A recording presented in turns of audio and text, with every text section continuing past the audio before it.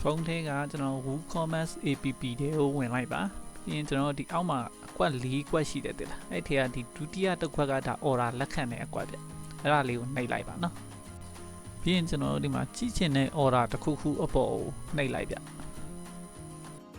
အဲဆိုရင်ဒီမှာ customer တင်ထားတဲ့ order တွေကိုကျွန်တော်တွေ့ရမယ်နော်ဒီမှာသူတင်ထားတဲ့ order လေးတွေပြီးကြတော့အောက်မှာကြတော့ကျွန်တော်တို့ငွေပေးချေထားတဲ့အချက်လက်လေးပေါ့နော် product ရဲ့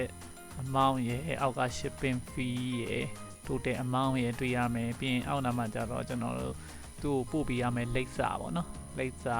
နာမည်လိပ်စာဆက်သွယ်ရန်ဖုန်းနံပါတ်ဒါလေးတွေ့ရမယ်ဗျအောက်က show billing ဆိုတာလေးကိုထပ်နှိပ်လိုက်ရင်တော့ကျွန်တော်တို့ချက်လက်လေးတွေပို့ပြီးတွေ့ရမယ်အောက်မှာဖုန်းနံပါတ်သူ့ဆက်သွယ်လို့ရမယ်ဖုန်းနံပါတ်ပါတွေ့ရမယ်ခင်ဗျာနော်ပြီးဒီအောက်မှာကျတော့ customer ငွေပေးချေထားတဲ့အချက်လက်သူဘာနဲ့ပေးချေထားလဲဆိုတာလေးတွေတွေ့ရမယ်ခင်ဗျပြီးတော့ customer ငွေပေးချေထားတဲ့ screenshot လေးကြည့်ရှင်းတယ်ဆိုရင်ကျွန်တော်အပေါ်ဘက်ကိုပြန်သွားလိုက်ပြန်သွားလိုက်ပြီးဒီမှာ custom field ဆိုတာလေးရှိတယ်အဲ့ထဲကိုဝင်လိုက်ရင်အောက်မှာ payment screenshot link ဆိုတဲ့ဟာလေးကိုနှိပ်လိုက်ရင်သူကအဲ့မှာ screenshot ပုံလေးပေါ်လာမယ်နော်သူငွေပေးချေထားတဲ့ screenshot ပုံလေးပေါ်လာပါမယ်